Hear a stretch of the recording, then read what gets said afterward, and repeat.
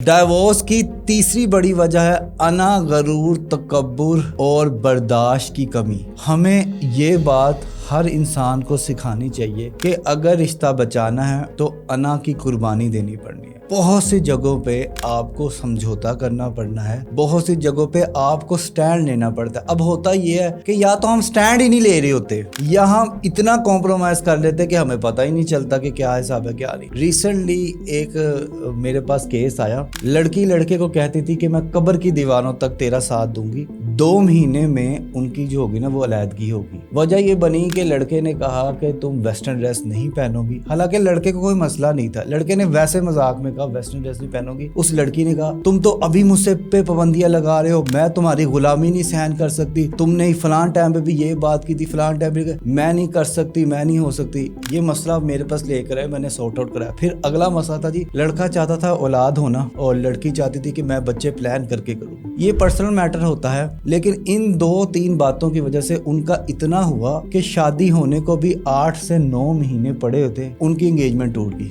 दोनों खानदान वैरी हो गए, उन्होंने एक खानदान ने दूसरे को बुरा भला कहा, दूसरे ने पहले को बुरा भला कहा, अलैदगी होगी। पीछे जब देखा गया कि वजह ये थी कि ना लड़के में बर्दाश्त थी ना लड़की में बर्दाश्त थी। लड़के ने गुस्से में आके अग्रेसिव होके उसके बाप के साथ, लड़की के बाप के साथ बदतमीजी कर दी। अब उसके बाप ने मामला रफा दफा नहीं किया, लड़के ने फिर बहुत माफी मांगी, इवन उसके पांव तक पड़ गया। लेकिन उस लड़की का जो बाप था उसने अपनी अना, गरूर, तकब्बुर, घमंड का एक मसला बना के उसको उसी पॉइंट पर रख के उसे जलील करना शुरू कर दिया। क्योंकि उस लड़की की जब तक डिमांड्स मानी जा रही थी, जिस तरह से वो बोल रही थी, उस तरह से चीजें चल रही थी, तब तक मामला ठीक थे। फिर उसने कहा इसको तो खाना भी नहीं आता, इसको तो चलना भी नहीं आता, इसको तो बाइक चलाने नहीं आती, इसको तो गाड़ी चलानी नहीं आती, इसको तो कुछ करना नहीं आता, इसका तो हाथ भी टेढ़ा है, इसका तो मुंह भी टेढ़ा है, इसकी तो टांग भी खराब है, इसके तो बाल भी नहीं है। देखें, अब ये वही चीज है कि आप क्या चाहते हैं। अगर आप रिश्ता बचाना चाहते हैं